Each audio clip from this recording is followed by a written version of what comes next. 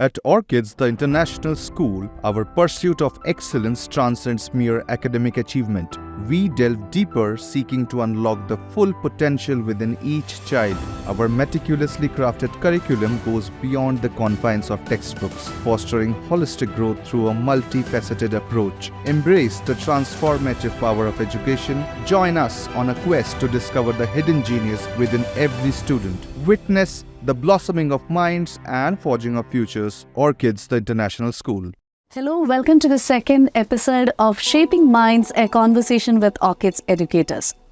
Here we have Miss Manjula with us, who as the Vice President Sports has been instrumental in shaping and defining the sports curricula at Orchids, the international school. Hello everyone. Manjula, thank you so much for taking time out from your busy schedule and doing this for us. Most welcome. Before we dwell into the deeper aspect, the specifics, first, I would just like to ponder a neutral question to you. Sports has changed a lot in the past 10 to 15 years. The sports which we have seen growing up and which we have experienced in the schools is not the same anymore. How do you think sports curricula has changed over the past 10 to 15 years and what is your perspective on the same? If I have to go down the line 15 years back or if I have to go still further down, when I was a student, I was an athlete basically. My sports teachers or my sports coaches never taught anything the way we are teaching the kids now. If you understand, we had only one period those days per week. And in that one period, we used to eagerly wait for that one period, what is that we are going to learn. But more than learning, they used to ask us to play football. They used to ask us play throw ball, basketball. The way we were knowing and we used to play, and that's how we used to learn from that. So there was nowhere a specific like this sports needs these skills. So that was never taught to those days. So those days sports was not at all a USP or not was a part of as a selling product in the schools too. But now if you see the schools, sports is something like a part of academics. Sports is something like which is very right from grade 1. It's driven through a lot of scientific approaches there. You can see the teachers or the coaches whom we are hired. They are not the same what we had those days. Excellent. I mean, there's a revolutionary changes. If I have to say, nowadays the schools have excellent infra, excellent sports materials, excellent coaches, excellent training to the teachers. And I don't think so those days our teachers, or when I joined as a teacher, I would have opted sports, but I opted as being a math teacher when I entered into school. So all this training was never seen. I have never seen 15 years, means those days, anything called as a training to the teachers. Apart from BPED or MPED, what is required for a teacher to be a sports teacher in the aided school. Apart from that, there's nothing else as a training. So we are blessed. Our kids are blessed.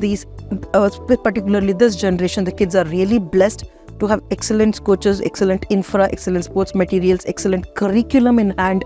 And we know what needs to be trained this week, and we know what next week to be trained, and what should be in the first week of the school and what should be the last week of the school. So I think the graph has grown up like anything from past 10 to 15 years. There's a revolutionary changes I can see.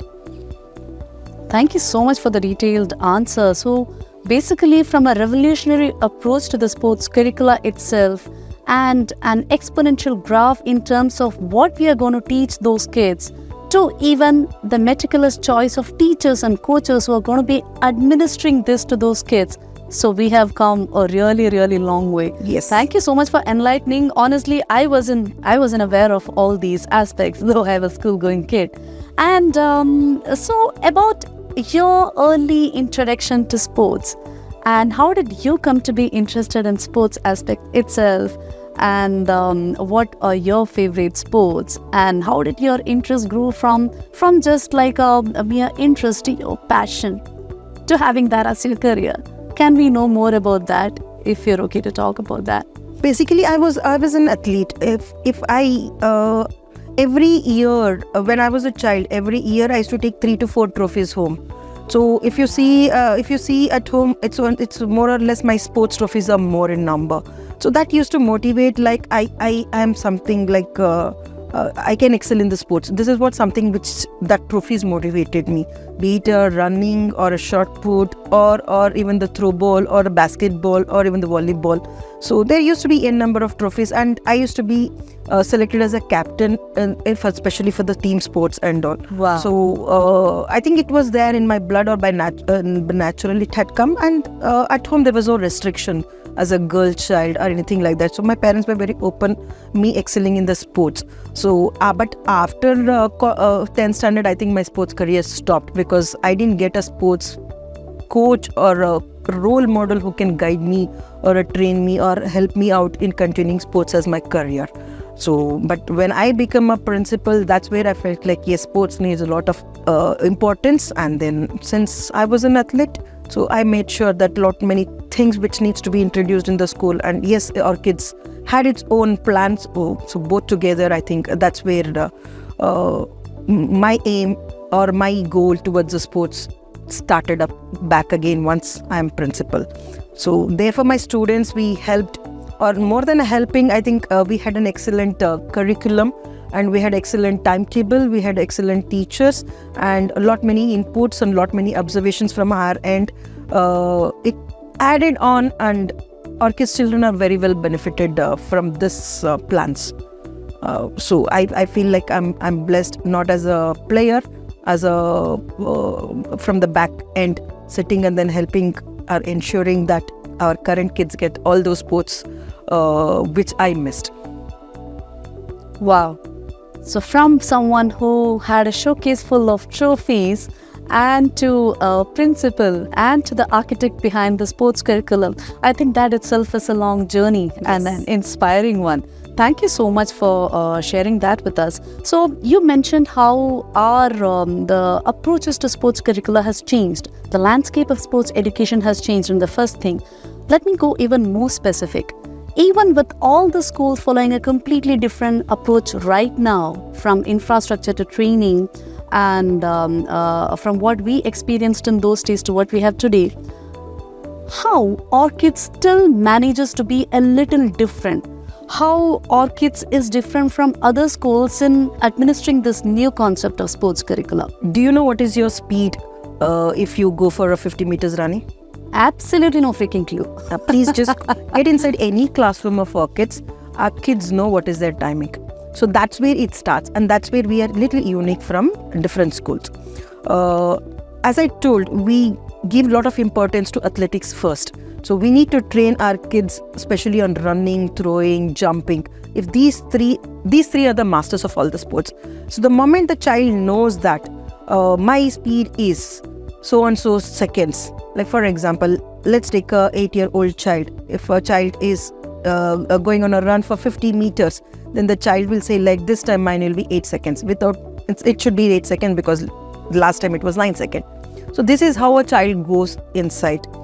Means the child is trained, and I don't think so this is trained in any of the schools. Even if it comes to the throwing the ball, the child knows that to what extent I can throw, to what level I can throw, or even if it is a jumping. So every record is maintained, and 10 years of record, right from 1st standard to 10th standard. A child knows that when I was in 1st standard, what was my timing, and now when I'm in 10th standard, what is my timing. So that record is maintained, where it helps a child that, as I told, scientific approach is required. So this is where we stand. Like, a child knows that unless I'm not master in this, I can't be master at any other sports. So that is one of the biggest USPs. The second is our kids know how to build the sports infra.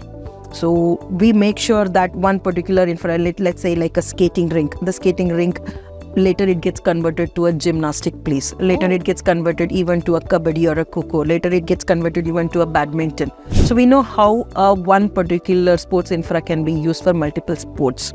So that's where we stand little different. The next is, we know that in grade 1, how many periods required for the child. So what kind of a sports we need to give. I'll give an example of grade 1 itself. In grade 1, I have 1 chess period per week.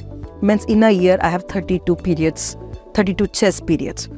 For a child to excel in the chess, 15 hours is required. Let's take it 20 hours, but we are giving that equal amount. Plus, it's not just grade 1. I'll make sure that, like how maths is taught in every year, every grade, the same way chess is taught in grade 1 till the grade 8. So we will never stop the chess curriculum till the child completes or excels to 8th standard, because chess is all about the practicing. Once you are mastery over the puzzles, the skills, movement of pieces and the pawns, then interest develops automatically, and we don't know at what time the interest triggers like anything to the child. So better is do not stop. So chess goes for 8 to 10 years continuously. The same thing goes for the skating and swimming and taekwondo. And NEP, as per NEP, it's very clearly is defense, self-defense has to be taught. So the taekwondo. So from grade 1 to grade 8, every year 32 periods of taekwondo classes. So we can make sure that the child excels in maximum belts. So first 3 years yellow belt, and then slowly it just goes to black belt. So this is how our curriculum is much ahead defined. How many periods should be given for which particular sports. Still further down, if I have to define, we have clearly defined, like there are 4 sports like chess, taekwondo, skating and swimming. These are all individual sports where a child gets A, B, C, D of it. And later we make sure that once the child comes to secondary, we give them a team sports. Basketball, football, cricket, volleyball. So these are the team sports. So once the child knows that how do I play individually, then child knows that how do I play with the team. So this is how our curriculum is little more unique compared to other schools. And it's not that team sports are not introduced in primary. As I said, 5 periods are there per week. So 1 chess period, 1 taekwondo period, then what is the next 3 periods? The next 3 periods goes for the team sports too.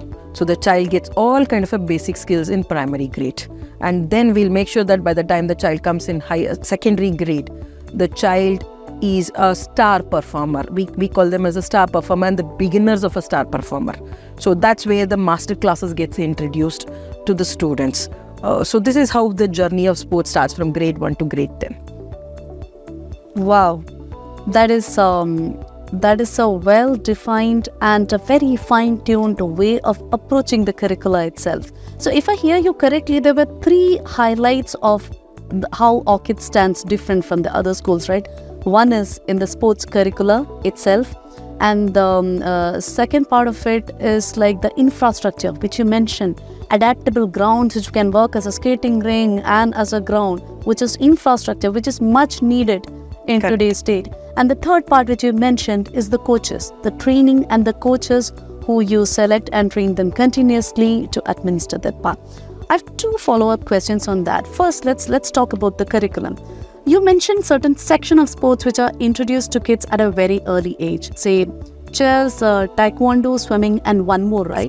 Skating for the smaller ones, for that primary kids onwards. And then once they go to the secondary, they're introduced to the team sports like cricket and football and all.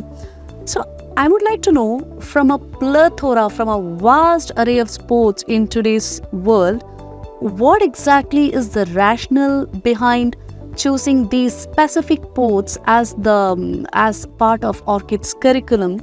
And then is there any reason for this trajectory?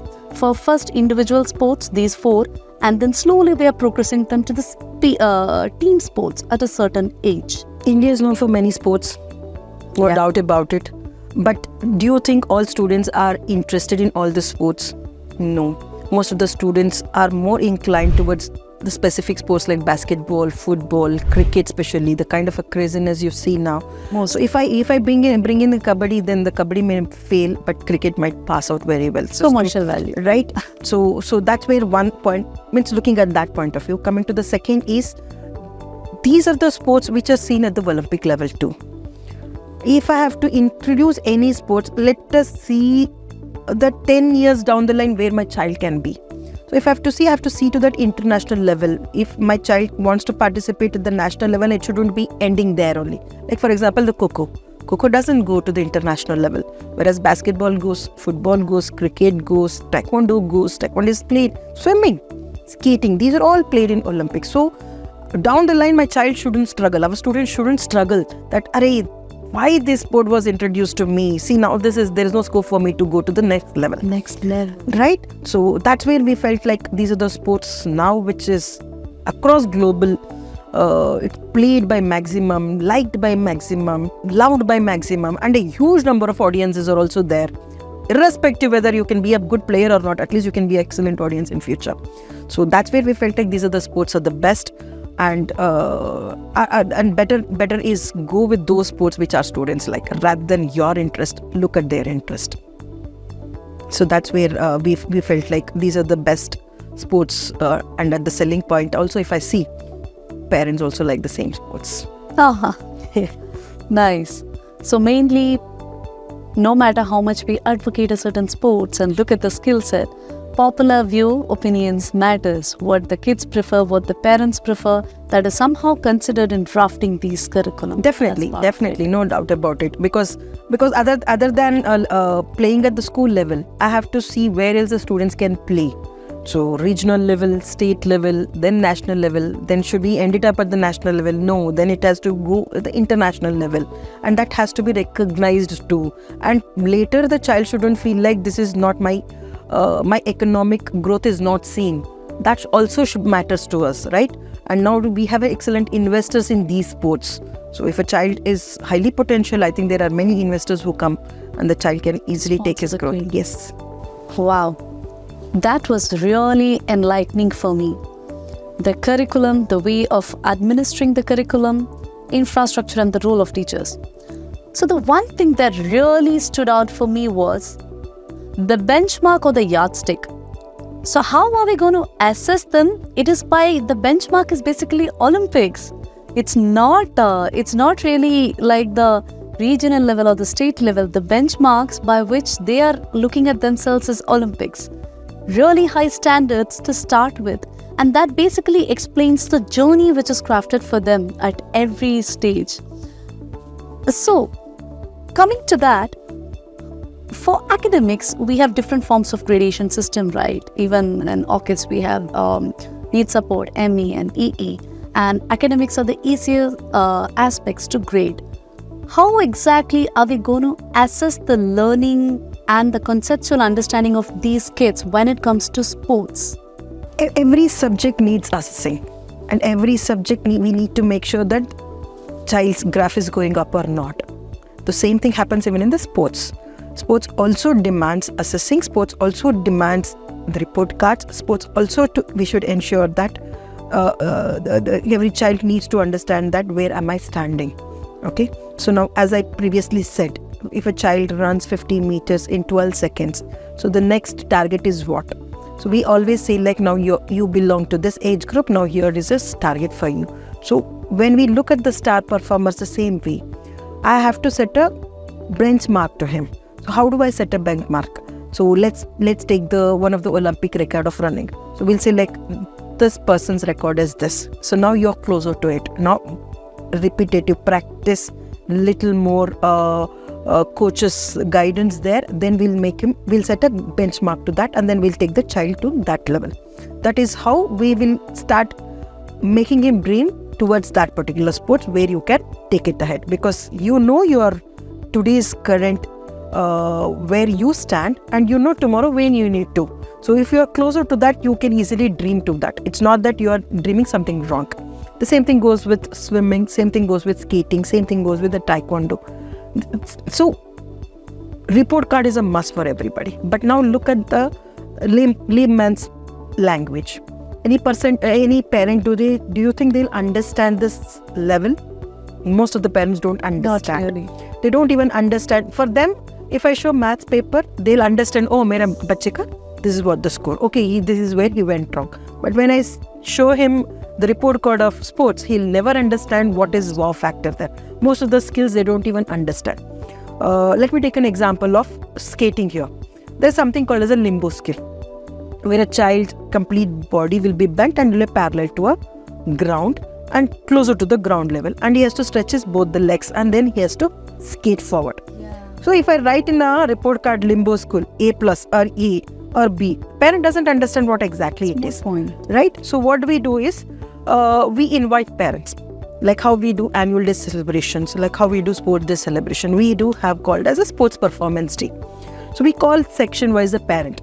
So let's assume your child is in grade A section in 6th grade. So you will be invited, all grade 6 parents will be invited, and we'll ask and we will tell the parents, this month the limbo skill was taught. So the parents will not understand limbo skill was taught. So now we'll make all 30 kids to do the performance. So now every parent will understand what is limbo skill first of all. The second is, all the kids, did they do the limbo skill very well or not? The second, they'll understand where my child stands. If 30 out of 30 students, 20 students did very well, first of all, he'll understand the class went on very well, the teacher has done excellent job. Second is, he'll also understand, did my child do the same performance as the excellent child, or does he lack? So the parent will get to know like where exactly the child's level is. Now, then you give a report card, then they'll understand why the child has got A+ or E or a B, or what exactly he has to improvise and how many more periods he needs to get. But yes, the parent will understand what is limbo skill, right? So that's where we felt like report card alone doesn't serve any purpose here. So assessing is done, but assessment is done, then how do I convey that assessment report to the parent? We are not aware. Better is put them so that the complete show is given in front of a parent, the kids perform in front of a parent, and the parent understands, yes, something school has taught. So that's a much better way to showcase a kid's learning rather than just giving in a hard copy format. Absolutely. I think one change is that in olden days, parents were just okay with getting some cards and say, this is what my son or daughter is good at. But these days, they want to be involved. They want to see it for themselves. And this absolutely checks all the boxes that they are involved in their kids' lives. They are involved in the students' it motivates students also. Like there is a parent who is also knowing what I have learned. So that motivates. Otherwise, the kid also cannot demonstrate these things in this at home. Yes. And he will not be able, he has to put everything orally and the parent doesn't get to know. Now what happens? The parent is there in the school, the child needs to perform, plus the child's whatever is, whether it's a low or a high, no matter, he will perform in a much better way in front of a parent. So he will give his best maximum at that time. And the teacher is there who is also prompting, saying that this is what I have taught your kids. So somewhere I have to set a target to the teacher also. So the parent's feedback becomes a right target to the teacher, saying that yes, she's not hiding somewhere behind now. All maths teachers get to know that almost 80% of my class has got 100 out of 100. So she gets a wow factor. But if our PE teacher doesn't get that wow factor, so where here the parent's feedback becomes a wow factor. If all parents says like, yes, you have done a good job, my kid has learnt, so that becomes a motivation to her. And for me, the target is already set and it's achieved. Brilliant. For kids, what better motivation than getting a chance to perform in front of their parents? Correct. That is the ultimate test where their skills are put to test. It's a testament for their excellence as well. And what interesting fact is, which I understood is, it's not just a test of the kids' skills, it's also a test of the teachers. who has actually been training and coaching them all throughout. This is a way that, there's a clean target set to a teacher. Yes, the teacher is also being assessed, and how? Through the performance of the students and by parents' feedback. Correct. Which is brilliant. So at the end of the day, the kid's performance is going to decide how good or bad a teacher is, and even if there is some feedback from the parents, that's ultimately going to come to the teacher, which will go as improvement on their coaching and on their curriculum. Oh, wow. So coming to that, I'm just going to go back to the three things which you said. First is infrastructure, second is curriculum, which you explained in a crystal clear manner to such detailing, and the third thing which you mentioned, teachers. So teachers play a very crucial role in this form of curriculum. Correct. So they are not just facilitators of learning, they are not just mentors, they are all of this and beyond. So how good the teachers are, any process on selecting the sports teachers or any process of even training for them by which we are assessing their capability and how effective and how efficient they are, which we follow at Orchids. We need to be very careful while selecting the teachers, no doubt about it, because the kids are given in their hands. And moreover, it's not inside the classroom in the AC room they sit and teach. It is under the sun, Hot sun. right? So we need to be extra careful. So point number 1 is the teacher will intervene, will make sure that they are 1 year old. Means they have at least 1 year of experience, minimum 1 year of experience. Teaching in the school is very, very important. So they come with that 1 year of experience is enough for us. The second is all us. We will take care of it. So most of the schools, when we hire teachers, the budget is something fixed. The sports department also gets a minimum budget, and that budget won't be sufficient for us to hire a teacher who is an expert, who has played at the national level or international level. How do we hire such teachers then? And we don't have that many qualified people who want to join schools. They want to run their own academies. So getting teachers is very, very difficult. So one is a budget constraint. Second is who has represented national level or international level. Getting them or attracting them towards the school is a highly impossible task.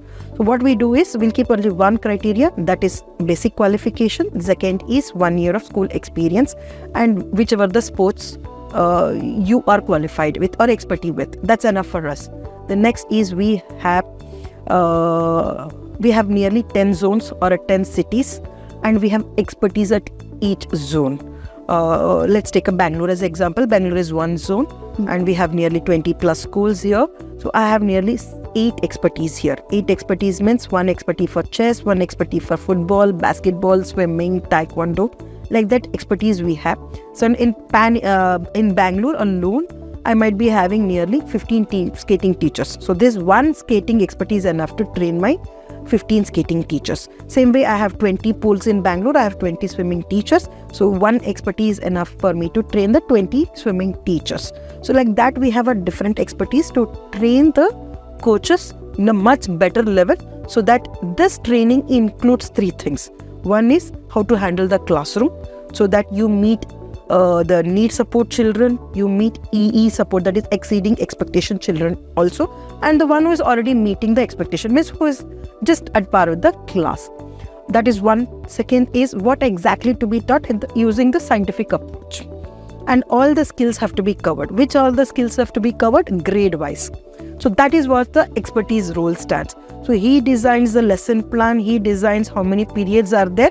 In these many periods, for which grade, what exactly skill has to be taught, how you have to teach, and then how you have to do the assessment, and then how do you have to put them in the performance show.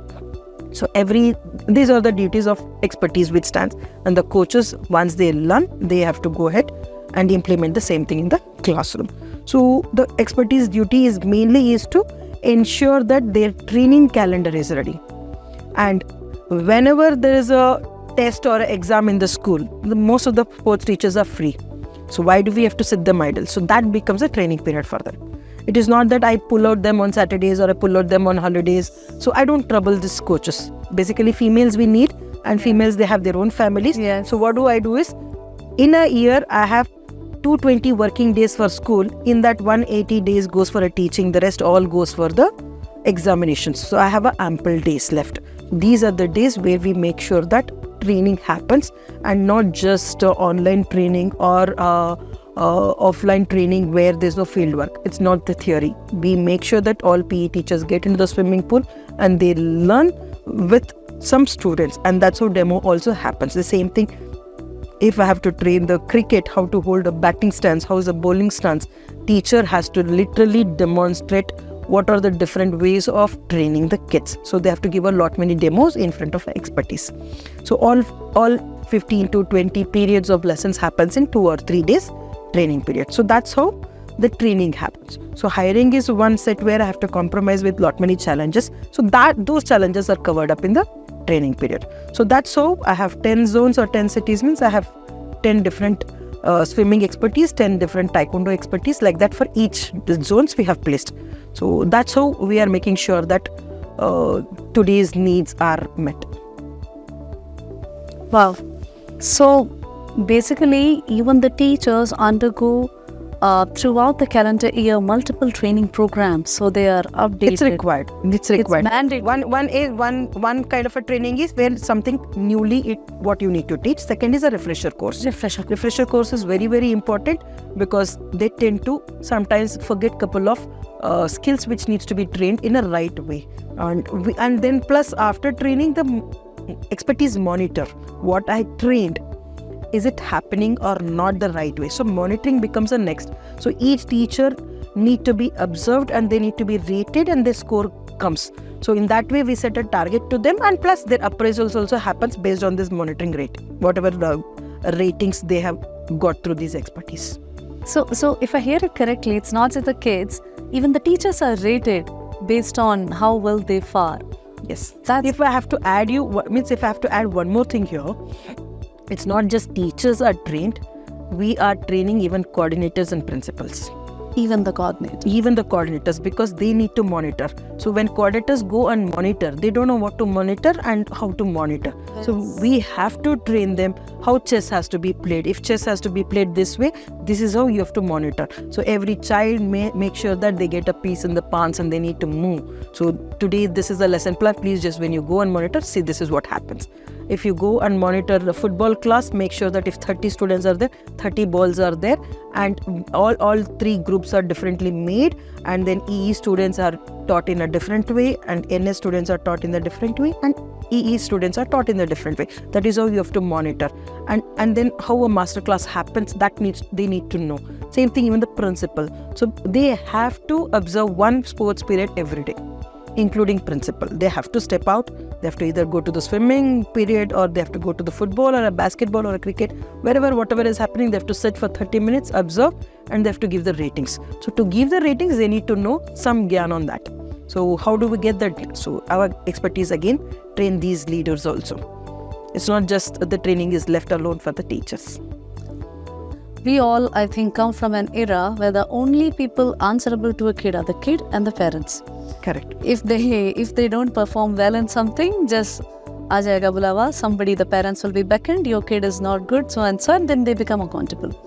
It's so fair that it's not just the kids, the teachers are accountable. The teachers are also graded, rated. They have to undergo thorough training and monitor their skill set, their practice. Basically, multiple stakeholders are monitoring. One is the expertise, principal, and even the parent. So during the performance, parent measures. During the demo classes, the expertise, and during the real classes, even the leaders, that is coordinator and the principal. So almost all the stakeholders. Everybody is monitoring. So I think if I was an Orchids teacher, I would be scared.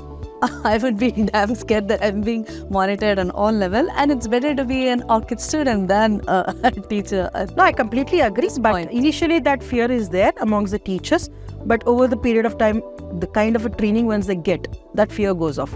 And they also start liking it, like somebody is there, so they know what is my performances, and I don't have to really fight for my appraisal. It's just there on my plate. It's fair. Yes, it's a fair. Yes.